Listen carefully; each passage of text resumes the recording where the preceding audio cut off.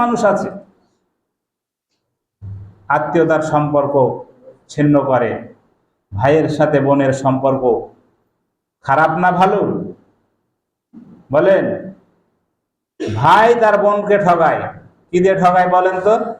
ভালো ভালো জমিগুলো নেয়, আর ওই 2 টাকা 2 পয়সা দামের জমিগুলো, অচাল জমিগুলো তার বোনকে দেয়।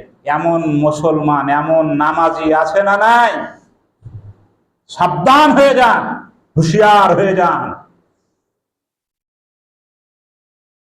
আল্লাহ আপনাকে শবে কদরের রাত্রে ক্ষমা করবেন না।